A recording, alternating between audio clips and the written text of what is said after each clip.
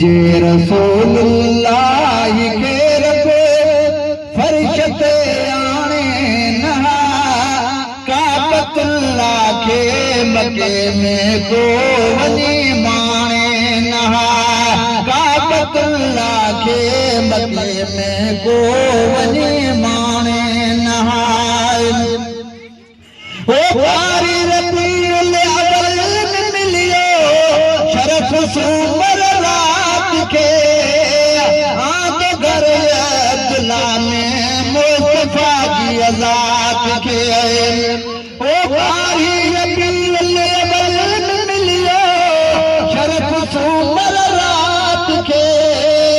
आद घर अब्दुल्ला में मुस्तफा की ज़ात के न त खुदा जी ज़ात के कोई बदो जाने नहा काबतुल्लाह के मके में को वनी माने नहा ये रसूलुल्लाह के रबे फर्श ते आने नहा काबतुल्लाह के मके में को वनी माने नहा ओ आमिना सारे की झोली नूर रहमत पई बसी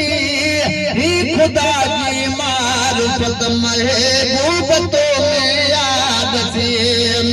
ओ आमिना सारे की झोली नूर रहमत पई बसी ही खुदा जी मारिफत महबूबतों में याद सी ला इलाहा जी लोली को ही पड़े पाने नहा काबतुल्लाह के मके में को वनी माने नहा ये रसूलुल्लाह के रबे फर्श ते आने नहा काबतुल्लाह के मके में को वनी माने नहा ओ तो असाते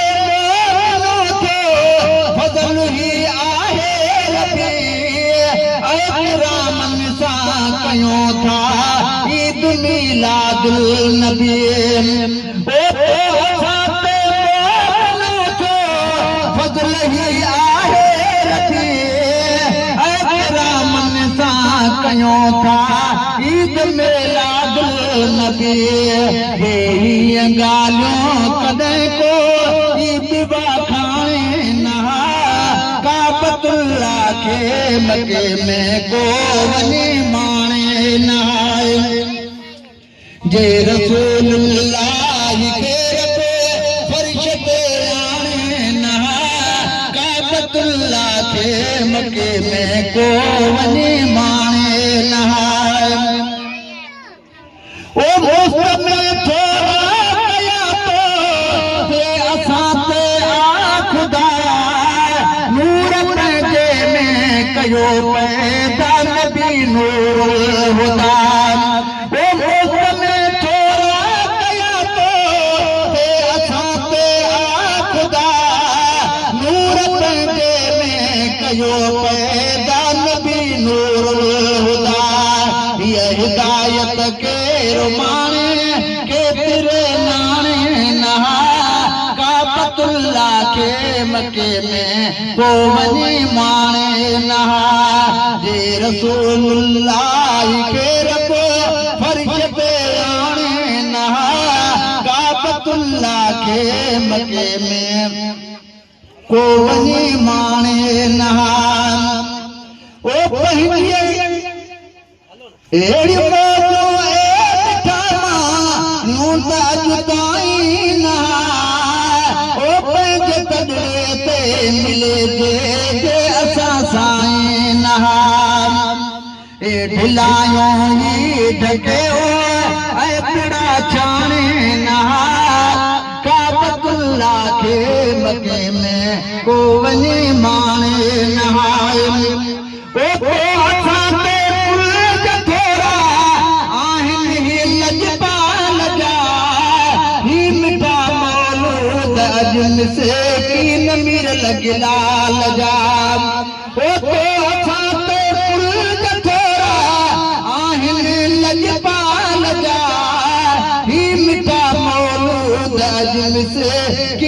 पीरल गिलाल जा महफिलुनि में यार वेही को ॿुधे हाणे न काबतुल्ला खे मके में को वञी माणे न जे रसूल अल्लाह खे रखो फर्श ते आणे न काबतुल्ला खे मके में को वञी माणे न